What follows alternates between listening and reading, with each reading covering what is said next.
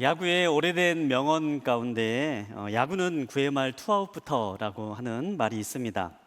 모든 것이 끝난 것 같은 그러한 순간이지만 끝까지 포기하지 않으면 반드시 역전의 기회가 온다. 끝날 때까지 끝난 게 아니다라고 하는 그런 말인데요. 제가 이 말을 묵상하면서 끝날 때까지 끝난 게 아니다라고 하는 이 말을 생각하면서요. 오래전에 보았던 한 야구 경기가 생각이 나왔습니다. 아마 여러분 가운데도 이제 기억하시는 분이 계실지 모르겠지만요. 2015년에 있었던 프리미어 11이라고 하는 국제 경기에서 우리나라 팀이 일본 팀과 한일전을 했던 그때의 경기가 생각이 남습니다. 그때 당시에 이제 일본 도쿄돔에서 준결승전으로 열렸던 바로 그 경기였는데요. 그때 일본 팀의 선발 투수가 오타니 쇼헤이였습니다. 아는 분은 아시겠지만 지금 LA 다저스에서 전 세계에서 가장 잘 치고 잘 던지는 그러한 선수가 일본 팀의 선발 투수로 나왔고요. 우리나라 대표팀은 이 오타니의 공을 상대하면서 굉장히 힘든 경기를 계속 펼쳐 나갑니다. 오타니가 7회까지 공을 던졌는데요. 7회까지 던지는 가운데 11개의 삼진을 잡아내고 우리나라 팀은 오타니를 상대로 단 1개의 안타만을 뽑아내는, 그래서 경기는 0대3으로 계속해서 끌려나가는 그런 경기였습니다. 8회도 지나가고 9회 초가 될 때까지 경기는 0대3으로 일본이 앞서가고 있는 그런 경기였습니다. 이제 마지막 공격, 마지막 회를 앞두고 있었기 때문에 아마 모든 사람들, 대부분의 사람들은 일본 팀이 이대로 이길 것이다 라고 그렇게 생각하는 경기였는데요. 그런데 9회의 공격이 시작되면서 놀라운 일들이 일어나기 시작을 합니다. 그 전까지 불과 안타를 하나밖에 치지 못했던 우리나라 대표팀이 선두 타자가 끈질기게 상대 투수를 괴롭히기 시작하면서 안타를 치고 나가는 겁니다. 그리고 뒤이어 따라 나온 타자들, 손아섭 선수가 안타를 치고요. 또 정근우 선수가 안타를 칩니다. 밀어내기 볼넷이 있으면서 또 안타가 터지면서 경기가 2대3까지 쫓아가는 일이 일어납니다. 그리고 조선의 4번 타자라고 불리던 이대호 선수가 타석에 들어섭니다. 이대호 선수가 극적인 2타점 결승타를 뽑으면서 이 경기가 4대3으로 역전으로 끝나는 놀라운 경기를 펼치게 되는 거죠. 그때 당시에 모든 사람, 그 도쿄돔에 있었던 모든 사람들은 다 일본이 이길 것이다, 이미 끝난 경기다라고 생각을 했던 순간 이대호 선수가 결승 2타점 적시타를 뽑아내면서 경기가 뒤집어졌을 때, 그때 그곳에 있던 모든 일본 사람들은 정말 경악을 금치 못했던 그런 순간이었습니다. 앞에 나와 있는 사진에 보는 심판의 얼굴이 보이죠. 아마 이 얼굴이 대부분 일본 사람들의, 그때 응원했던, 일본 팀을 응원했던 선수의 사람들의 얼굴 표정이었습니다. 굉장히 놀라운 승리를 거두었는데요. 준결승 경기에서 일본을 꺾고 결승에 오른 한국팀은 이후에 결승에서 미국팀을 맞이하여서 8대0으로 승리하면서 2015년 프리미어 12에서 한국팀이 우승하면서 경기는 마감하게 되죠. 마지막 경기에 우승할 수 있었던 그 중요한 분기점이 되었던 게 바로 준결승이었다라고 생각을 합니다. 8회까지 0대3으로 끌려가던, 그때까지 안타를 단 하나밖에 뽑아내지 못했던 대한민국 팀이 마지막에 집중해서 최선을 다해서 경기를 뒤집으면서 기세에 오른 한국팀이 결승에서까지도 승리하게 되는 일이 일어났던 것이죠. 9회 말 투아웃부터라고 하는 이 말은 바로 야구에 있는 어찌 보면 격언과도 같은, 명언과도 같은 그러한 말입니다. 마지막까지 포기하지 않고 끝까지 집중하면 놀라운 기적이 야구에는 언제든지 일어날 수 있다라고 하는 그러한 의미를 담고 있는 말입니다. 저는 이 말을 묵상하면서 우리의 인생에도 동일한 말을 적용할 수 있다라고 생각합니다. 끝까지 포기하지 않고 끝날 때까지 끝난 것이 아니다라고 우리가 마음속에 품으며 우리의 삶의 자리에서 최선을 다해 살아나갈 때에 우리의 삶에는 반드시 역전의 기회가 준비되어 있습니다. 그리고 무엇보다도 우리가 하나님을 의지하고 하나님을 붙잡고 나아갈 때에 하나님은 우리의 삶을 역전의 승리의 길로 인도하시는 능력과 힘이 계신 분임을 믿습니다. 우리가 오늘 말씀을 함께 나누면서 바로 그 역전의 하나님을 만나는 기쁨이 되길 바랍니다. 이 자리에 계신 모든 분들이 역전의 승리를 경험하고 승리의 길을 향해서 한 걸음 한 걸음 내딛는 그런 기쁨이 있는 은혜의 시간 되기를 간절히 소망합니다. 야구는 9회 말 투아웃부터라고 하는 이 주제를 가지고, 이 제목을 가지고 어떤 말씀을 나눌까 묵상하면서요, 오늘 함께 나눌 말씀은 사무엘상 17장에 있는 말씀을 함께 나누면 좋겠다, 이제 그렇게 말씀을 준비했습니다. 사무엘상 17장은 아마 여러분들도 교회에 처음 나오신 분이나 교회에 잘 나오지 않으신 분들도 한 번쯤은 들어봤을 그런 굉장히 유명한 이야기를 담고 있죠. 우리가 이제 다윗과 골리앗의 대결, 교회에 안 나오시는 분들도, 교회 잘 모르시는 분들도 한 번쯤은 들어봤을 법한 아주 굉장히 유명한 이야기인데요. 사무엘상 17장은 바로 그런 다윗과 골리앗의 대결의 장면을 담고 있는 내용입니다.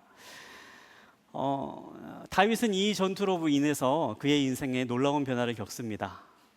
다윗은 이 전투에서 골리앗을 이김으로 인하여서 그의 삶이 완전히 바뀌는 경험을 하게 됩니다. 그러나 다윗의 삶을 변화시키고 또 이스라엘의 놀라운 승리를 안겨줬던 이 전투는 사실 절체절명의 위기의 순간이었습니다. 말 그대로 9회 말 투아웃의 순간, 바로 그 순간과도 같은 위기의 순간이 바로 사무엘상 17장에 있는 순간이었습니다. 한번 말씀을 계속해서 살펴보려고 하는데요.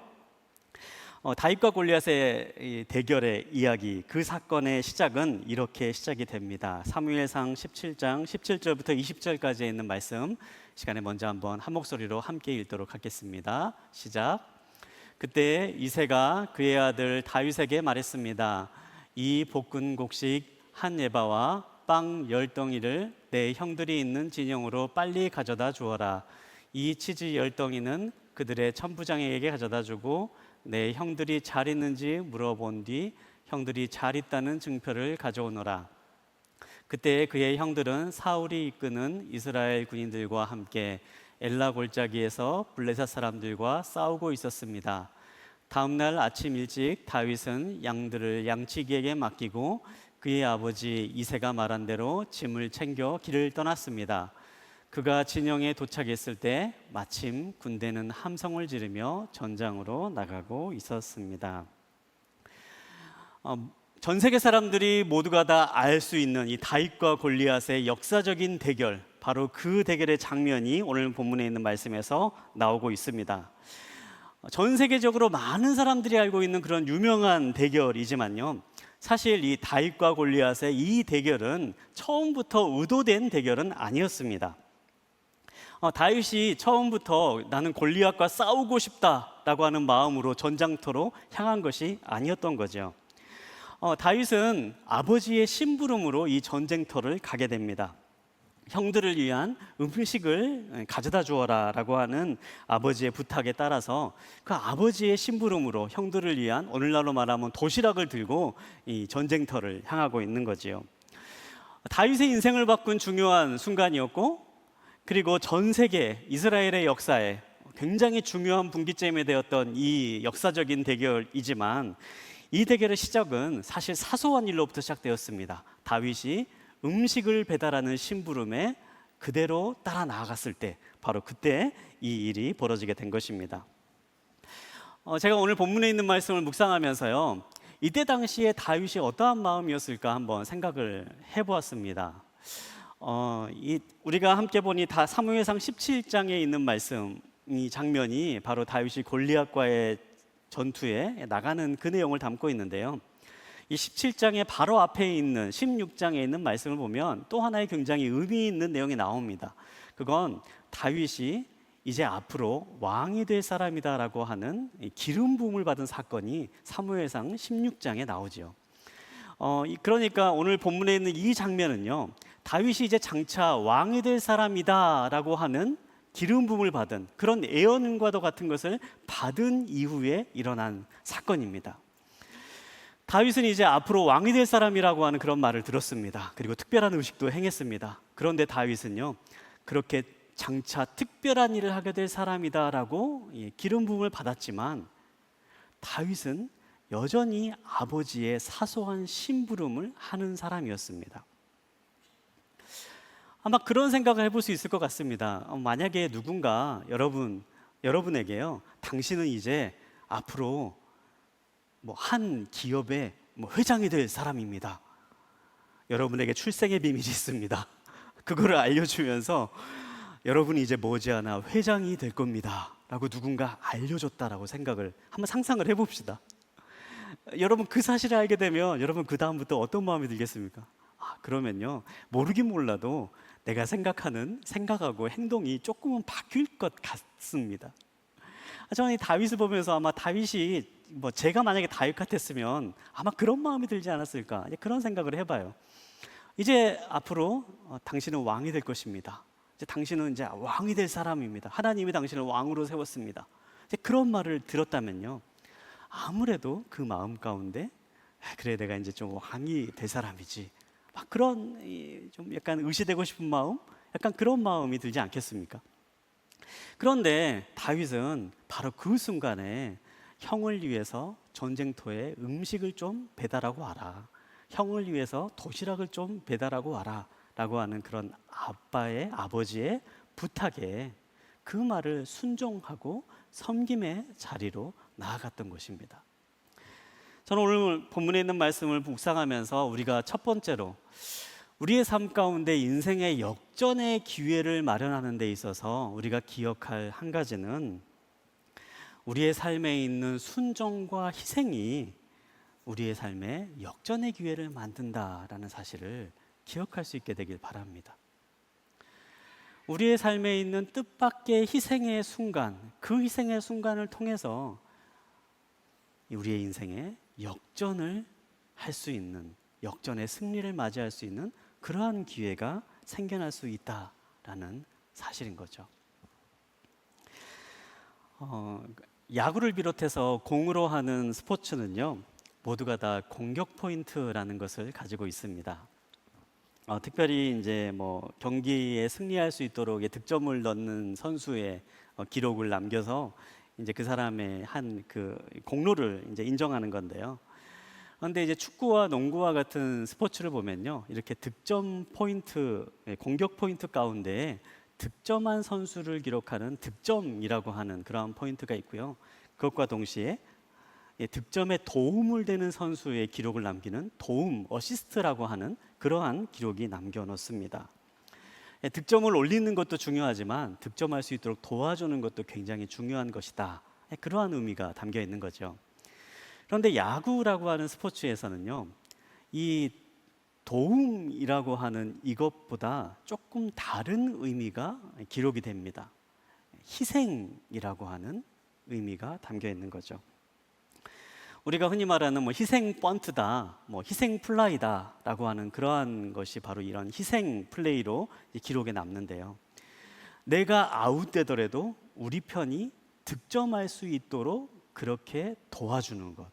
나는 죽더라도 우리 편이 승리할 수 있도록, 우리 편이 점수할 수 있도록 하는 이 경기 플레이를 기억하면서 그 사람이 다른 것에 불이익이 없도록 그런 통계를 배려해주고, 그 사람이 했던 희생의 가치를 따로 기록으로 보관하면서 특별히 희생에 대한 그 가치를 존중하는 그러한 플레이가 야구 가운데는 존재합니다. 특별히 이제 이 희생에 관해서 이야기를 하면서 이제 과거에 한 인터뷰 자료를 이제 찾게 되었는데요. 지난주에도 잠깐 말씀을 드렸지만 야구를 굉장히 잘했던 타자 가운데 양준혁이라고 하는 타자가 있습니다. 18년 동안 프로 선수로 있으면서 대한민국 최고의 타자라고 그렇게 기록된, 그렇게 불리운 기록을 남긴 그런 최고의 타자 양준혁이라고 하는 선수가 한때 이제 TV 프로그램에 한 이제 인터뷰에 이런 말을 남겼는데요. 내가 죽고 동료를 살리는 희생의 가치를 학교가 아닌 야구에서 배웠습니다. 내 뒷타석에는 이승엽 선수가 있었는데 이승엽 선수가 득점을 많이 할 수 있도록 저는 나가는 데에만 최선을 다했습니다. 나가기 위해 전력을 다하다 보면 1년에 안타가 될 수 없는 타구 몇 개가 안타가 됩니다. 그렇게 얻은 몇 개의 안타가 모이고 모여 타율을 2할에서 3할로 올려줍니다.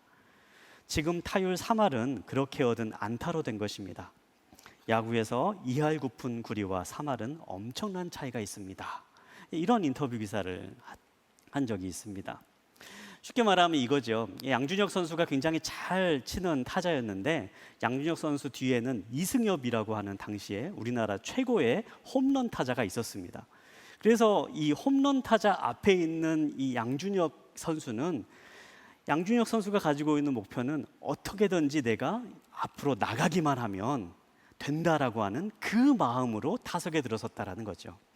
내가 어떻게든지 앞에 나가기만 하면 내 뒤에 있는 이승엽 선수가 장타를 날리든 홈런을 치든 해서 어떻게든 점수가 날 수 있도록 해줄 거기 때문에 나는 나가는 데 집중해서 최선을 다하면 그러면 우리 팀에 점수를 얻을 수 있고 그러면 우리가 승리할 수 있다. 그 마음을 가지고 타석에 들어섰다라는 겁니다. 그래서 때로는 잘못 맞은 볼도 최선을 향해서 달려나가고 어떻게든지 1루타라도 어떻게든지 한 베이스라도 가기 위해서 짧은 안타라도 끊어치려고 노력을 하다 보니까 그러다 보니까 자연스럽게 타점이 쌓이게 되고 타율이 올라가게 되고 그러면서 우리 팀이 승리하게 되면서 그러면서 결과적으로 나 자신도 좋은 타율을 갖게 되었다. 그런 인터뷰의 내용을 한 것이죠. 여러분, 야구에서는요, 희생이라고 하는 가치를 분명하게 기록합니다. 그리고 희생은 팀의 승리를 가져다 줍니다. 그리고 그 희생을 하려고 하는 사람은요, 결과적으로 자기 자신도 유익함을 얻게 되는 그러한 모습을 볼 수가 있는 겁니다.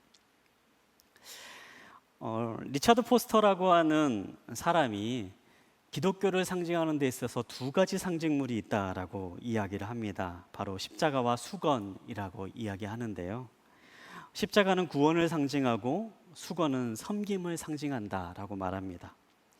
구원이 없는 섬김은 봉사활동에 지나지 않고 또 섬김이 없는 구원은 허무한 말에 불과한 것이다라고 말합니다. 바로 구원과 섬김이 동시에 있을 때에 우리가 믿는 기독교가 온전한 모습을 가지고 있다. 이제 이렇게 이야기하는 거죠. 그런데 여러분, 구원과 섬김이 있기 위해서 반드시 있어야 될 한 가지가 있습니다. 그것은 바로 희생입니다. 구원을 위해서 예수님께서 희생하셨습니다. 그리고 섬김은 내가 가지고 있는 모습에서 허리를 굽혀 다른 사람을 높여줌으로 인하여서 내 스스로를 희생함으로 인하여서 드러낼 수 있는 모습입니다. 사랑하는 여러분, 우리가 이 9회 말 투아웃의 역전 경기를 펼치기를 원하는 우리의 삶에서 기억해야 될 한 가지가 있다면 여러분, 희생이 역전의 발판을 만든다라는 사실을 기억하시기 바랍니다. 우리의 삶의 자리에서 때로는 내가 하지 않아도 될 것 같은 그러한 일이라 할지라도 때로는 내가 하면은 손해볼 것 같은 그러한 일이라 할지라도 그것이 내가 머문 곳을 더 좋은 곳으로 만드는 것이고 나와 함께 있는 사람을 더 아름다운 존재로 만들 수 있는 것이고 내 곁에 있는 사람의 생명을 살리는 것이라면 내 스스로를 희생하고 내 스스로 손해보면서 감당할 수 있을 때에 바로 그 순간 그 모습을 통해서 역전의 발판이 놓여지게 되는 것입니다. 왜냐하면 예수님께서 바로 우리를 그렇게 섬기셨기 때문입니다. 우리를 위해서 십자가에서 희생하신 예수님, 그리고 우리를 섬기시기 위해서 겸손하게 허리를 굽히신 예수님, 그 예수님의 희생의 모습을 따라 우리도 다른 사람을 섬기고 다른 사람의 생명을 위해서 희생의 길로 나아갈 때에 주님 우리의 삶 가운데 함께 하시고 하나님께서 동행하시는 놀라운 일들을 행할 것입니다. 여러분, 여러분의 삶의 자리에서 희생의 자리는 어떠한 자리입니까? 그 희생의 자리를 마다하지 마시고 그 희생의 순간 그 희생이 여러분의 삶을 변화시키는 발판이 된다는 것을 기억하면서 그 희생의 자리를 감당하며 나아가는 저와 여러분 되시기를 소망합니다. 계속해서 사무엘상 17장 23절부터 24절까지에 있는 말씀을 또 함께 읽도록 하겠습니다. 23절과 24절에 있는 말씀 함께 보겠습니다. 시작. 형들과 이야기를 나누고 있는데 가드 출신의 그 블레셋 장수 골리앗이 자기 쪽 전열에 나와 늘 하던 대로 이스라엘을 모욕하며 싸움을 걸어왔습니다. 다윗도 그 말을 듣게 됐습니다. 이스라엘 사람들은 그 사람을 보고 모두 두려워 벌벌 떨며 도망쳤습니다. 아멘. 다윗이 아버지의 심부름을 따라서 전쟁터에 도착했을 때 이 전쟁터의 분위기는요, 이스라엘의 패배로 넘어가는 그러한 분위기였습니다. 블레셋 진영을 대표하는 장수 골리앗이 나와서 이스라엘에게 싸움을 걸어왔습니다. 이스라엘 군대를 모욕하고 또 이스라엘의 하나님을 모욕하면서 싸움을 걸어왔지만 그 블레셋을 상대로 이스라엘 사람들은 아무도 나서서 싸우려고 하지 않았습니다. 그들이 보기에 골리앗은 도저히 이기기 불가능해 보인 존재였기 때문입니다. 성경을 보면 이 골리앗이 키가 6규빗이라고 이렇게 기록되어 있는데요, 오늘날로 말하면 3m 정도 되는 그러한 이 거대한 거인과도 같은 그러한 키였습니다. 청동투구와 비닐갑옷을 입고 있었다라고 그렇게 기록되어 있는데, 이것은 당시 이제 기술로는요, 첨단 기술로 된 그런 전투 무기를 가지고 있었던 것이었죠. 첨단 무기로 무장되어서 창과 방패를 갖추고 나온 이 골리앗은요, 말 그대로 움직이는 거대한 요새, 거대한 전체와도 같은 그러한 존재였습니다. 오늘날로 보면은 이 소총을 든 이제 한 보병이 탱크를 상대하러 나가는 그러한 느낌으로 이스라엘 사람들에게 보여졌던 거지요. 사람들은 그 모습을 보고 모두가 다 두려워 떨면서 아무도 전쟁에 나가려고 하지 않았습니다. 그렇게 40일의 시간이 지났다라고 성경은 기록합니다. 그런데 이 모습을 본 다윗은요, 사람들이 하는 반응과는 전혀 다른 반응을 보입니다. 우리 사무엘상 17장 26절과 36절, 37절에 있는 말씀을 한번 함께 보도록 하겠는데요, 제가 읽어드리겠습니다. 저 할례 받지 않은 블레셋 사람이 도대체 누구기에 이렇게 살아계신 하나님의 군대를 모욕하는 것입니까? 살아계신 하나님의 군대를 모욕한 사람을 어찌 그냥 내버려둘 수 있단 말입니까? 사자의 발톱과 곰의 발톱에서 저를 구해내신 여호와께서 저 블레셋 사람의 손에서도 구해내실 것입니다. 다윗은 이스라엘 사람들이 보였던 반응과는 전혀 다른 반응을 보입니다. 이스라엘 사람들은 눈앞에 본 골리앗을 보면서 이제 우리는 이 전쟁에서 지게 되었다, 죽을 수밖에 없다라고 그렇게 두려워 벌벌 떨고 있었지만, 다윗은 그 순간에 하나님의 군대를 모욕한 저 사람은 반드시 죽을 것입니다, 그렇게 외치는 것입니다. 하나님께서 나를 보호해 주실 것입니다. 그리고 내가 바로 저 사람과 싸우기 위해서 나아가겠습니다, 그렇게 담대히 선포하면서 전쟁터로 나아가고 있는 거죠. 이 다윗과 이스라엘 사람들은요, 사실 동일한 상황에 있었습니다. 다윗과 이스라엘 사람들은요, 똑같은 모습을 보고 있었습니다. 그런데 이 두 사람들은 다른 반응을 하고 있습니다. 왜 그럴까요? 두 사람들이 동일한 상황에 있었지만 그들이 보는 것이 달랐기 때문입니다. 사람들은 단지 눈앞에 있는 거인을 보고 있었지만 다윗은 하나님을 보고 있었습니다. 사람들은 무기와 체급을 계산하고 있었지만 다윗은 하나님의 약속과 함께 하심만을 기억하고 있었습니다.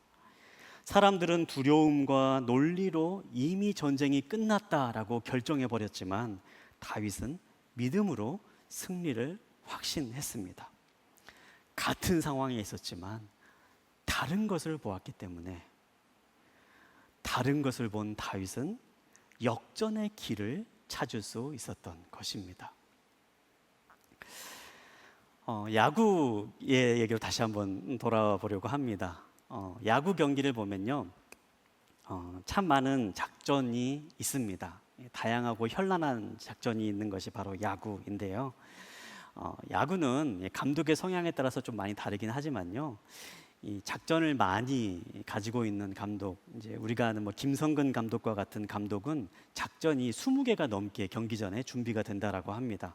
그래서 이제 이 20개가 넘는 작전을 가지고 때로는 타자에게 그냥 무조건 휘둘러라, 아니면 무조건 참아라, 아니면 무조건 2루 쪽으로 보내라, 1루 쪽으로 보내라, 이런 소소한 작전부터 주자에게는 뛰지 말아라, 아니면 멀리 좀 더 리드를 해라, 아니면 무조건 달려라, 이런 복잡한 이 작전들을 함께 두면서요, 그러면서 그때마다 필요할 때마다 이 작전을 이제 선수에게 전달하곤 한다라고 하지요. 이 감독이 내린 작전은요, 경기를 이기는데 반드시 중요했습니다. 경기 전체를 보고 있는 이 감독이 그때그때 필요한 작전들을 이 선수들에게 명령을 내리는 겁니다. 그렇게 명령이 내려지면요, 이 내려진 명령을 전달하는 역할을 한 사람이 이제 코치가 주로 이제 전달을 하게 되는데요.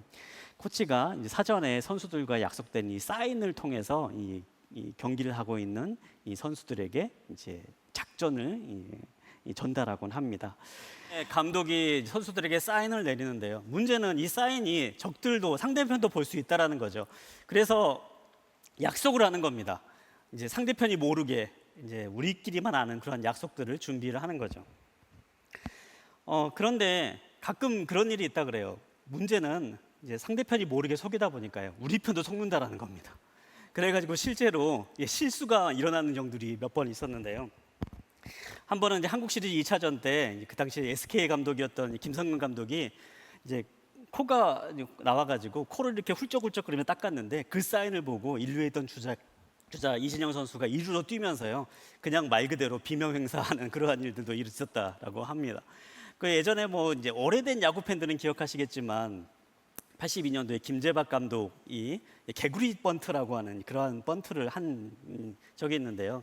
아마 이제 아주 오래된 야구 팬들은 기억할 것입니다만, 그 개구리 번트도요, 사실은 감독이 사인을 내지 않았는데 김재박 선수가 오해해가지고 번트를 무조건 해야 된다라는 명령을 받은 걸로 착각해가지고 번트를 하면서 성공해가지고 일본을 이겼다라는 그런 얘기가 있죠.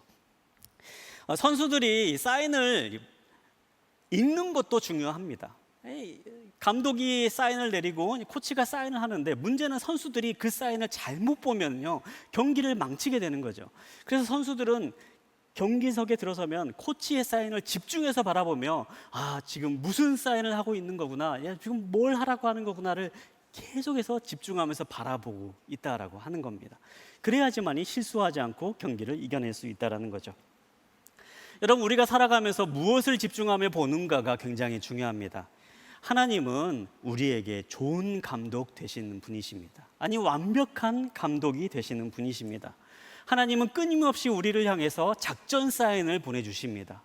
성경 말씀을 통해서 우리가 멈춰야 될 것인지, 가야 될 것인지, 치고 달려야 될 것인지 끊임없이 우리에게 작전 말씀을 주십니다.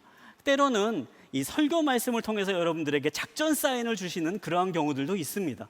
또 때로는 옆에 있는 사람의 말을 통해서, 주변에 있는 믿음의 신실한 형제들을 통해서, 형제 자매님들을 통해서 우리에게 작전을 주시기도 합니다. 여러 가지 상황들을 통해서도 또 작전을 주시기도 합니다. 중요한 것은 우리가 그 작전을 캐치해내는 거죠. 그렇게 하기 위해서 계속해서 우리가 하나님께 시선을 두고 하나님께 집중하면서 살아가야 되는 겁니다. 사랑하는 여러분, 우리가 무엇을 주목하고 있느냐가 역전의 길을 만드느냐, 역전의 길을 포기하게 되느냐를 결정하게 됩니다. 우리가 계속해서 하나님께 집중하고 또 하나님이 주시는 작전과 사인을 집중하며 분별하며 나아갈 때에 하나님 우리의 삶에 역전의 길을 열어주시는 분이심을 믿으시기 바랍니다. 우리가 하나님을 집중하며 하나님께 주시는 말씀을 붙잡으며 나아갈 때에 그 순간 우리의 삶에 역전의 길은 열려집니다. 다윗이 골리앗을 바라보는 것이 아니라 하나님을 바라봤을 때에, 다윗이 골리앗이 듣고 있는 무기를 보는 것이 아니라 하나님의 약속을 바라봤을 때에, 다윗이 사람들이 두려워 떨고 있는 그 모습에 휩쓸리는 것이 아니라 하나님께서 주시는 믿음과 담대함으로 나아갔을 때에 그 순간에 역전의 길이 열리게 된 것입니다.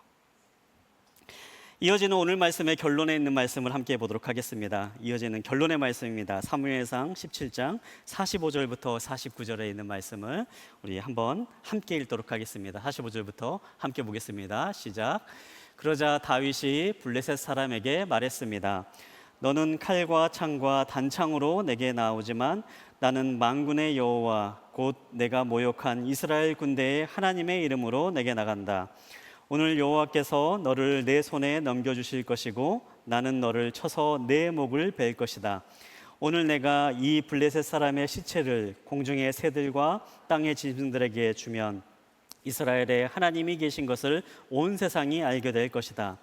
또한 여호와께서는 칼이나 창으로 구원하지 않으신다는 것을 여기 모인 사람들이 다 알게 될 것이다.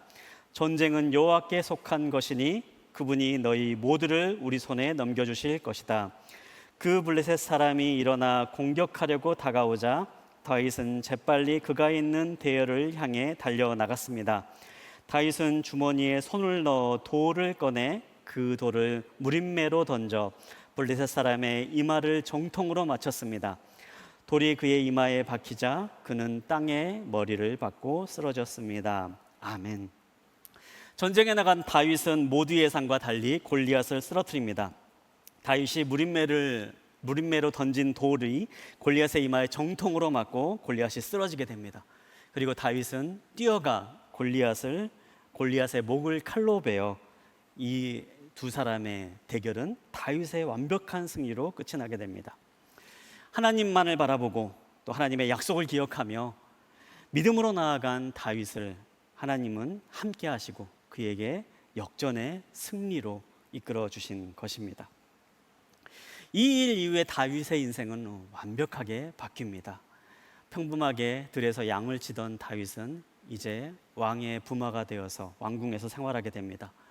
이스라엘을 구한 전쟁 영웅으로 많은 사람의 칭송을 받으며 이후에 장군으로서의 삶을 살아나가게 됩니다. 이전과는 전혀 다른 새로운 역사가, 새로운 삶이 다윗의 삶에 일어나게 됩니다. 승리의 영광을 다윗이 온전히 누리게 되는 것이죠. 그런데 성경을 보면요, 이 승리가 단지 다윗의 승리만으로 끝난 것은 아님을 우리가 발견할 수 있습니다. 52절에 있는 말씀을 보면 이렇게 기록되어 있는데요. 이스라엘과 유다 사람들은 블레셋 군대를 쫓아갔습니다. 그리하여 블레셋 사람들의 시체가 사하라임 길을 따라 가드와 에그론까지 널렸습니다. 이스라엘을 끊임없이 괴롭혔던 블레셋을 이스라엘 사람들은 이 두 사람의 결투로 인하여서 완전히 전쟁에서 승리하는 결과를 거두게 됩니다. 다윗 한 사람의 승리였지만 동시에 이스라엘 전체의 승리로 이루어지는 그러한 장면인 거죠. 우리가 흔히 야구를 개인의 경기이지만 동시에 팀의 경기다라고 이야기합니다.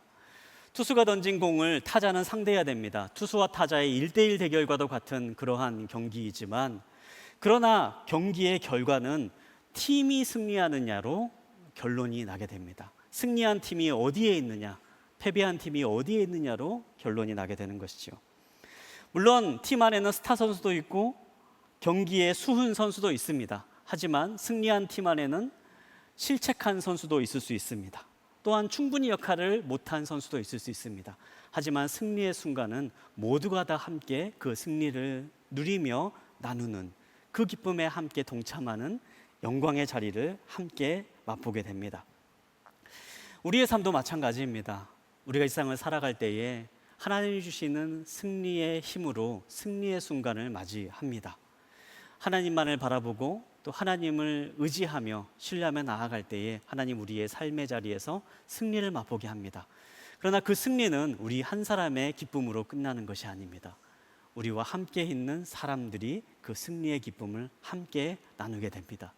나와 함께 있는 가족들이 함께 그 기쁨을 나누고, 나와 함께 있는 친구들이 함께 기쁨을 나누고, 믿음의 형제자매들이 함께 기쁨을 나누면서 그렇게 우리는 이 세상을 살아갑니다. 믿음의 공동체 안에서 사랑하는 사람들과 함께 우리는 승리의 기쁨을 함께하며 이 세상을 살아가는 것입니다. 이 땅에서의 마지막 순간도 마찬가지입니다. 이 땅에서의 모든 삶을 마치고 우리가 천국에 들어갔을 때에 천국에서는 큰 기쁨의 잔치가 열립니다. 우리가 도착하는 것만을 기다리고 있던 수많은 사람들이 함께 나와 기쁨의 잔치를 벌이는 것입니다. 야구는 개인의 스포츠이면서 동시에 팀의 스포츠입니다. 그러나 우리의 인생의 여정도 개인의 여정이면서 동시에 함께하는 공동체의 여정입니다. 사랑하는 여러분, 좋은 공동체 안에 들어오십시오. 좋은 공동체 안에 함께 하십시오. 여러분의 가정이 될 수 있고 또 여러분의 친구들이 될 수 있고 여러분의 교회 공동체일 수 있습니다. 좋은 가족과 좋은 친구들과 좋은 공동체 안에 함께 머물면서 그곳에서 함께 기뻐하고 사랑을 나누며 여러분이 머무는 공동체를 아름답게 꾸려 나아가십시오. 그리고 함께 승리의 기쁨을 나누십시오. 그리고 이 땅에서의 마지막 승리의 순간, 우리가 천국에 갈 때에 천국에서 모든 사람들과 함께 기쁨을 나누십시오. 바로 모두와 함께하는 기쁨의 자리에 우리 모두가 함께할 수 있게 되기를 소망합니다. 우리의 삶의 여정은 집으로 돌아오는 것입니다. 이 땅에서의 모든 삶의 여정을 마친 이후에 우리가 천국 집에 도착했을 때에 그곳에서 하나님께서는 생명책을 여시며 우리의 이름을 부르실 것입니다. 그리고 말씀하실 것입니다. 홈인, 집에 들어왔다. 그 순간 영상에서 보는 것처럼 수많은 사람들이 우리를 나와 반기며 함께 기뻐하며 기쁨의 축제를 벌일 것입니다. 믿음의 선배가 된 아브라함과 모세, 그리고 오늘 함께 나누었던 다윗, 사도 바울, 베드로, 그리고 예수님까지, 그리고 우리보다 먼저 간 사랑하는 가족들, 또 우리가 알지 못하는 수많은 믿음의 선진들이 함께 뛰어나와 우리가 오는 것을 기뻐하며, 우리가 천국에 도착한 것을, 우리가 집에 도착한 것을 기뻐하며 함께 즐거워할 것입니다. 사랑하는 여러분, 우리가 그 곳에 갈 때까지, 집으로 돌아가는 그 발걸음이 계속될 때까지, 구의 말 투아웃 마지막 순간까지 우리가 계속해서 믿음의 발걸음을 나아가는 기쁨이 있게 되기를 소망합니다. 우리와 함께 하시는 주님과 동행하며 승리의 길을 향해 나아가는 저와 여러분 되시기를 주님의 이름으로 축복합니다.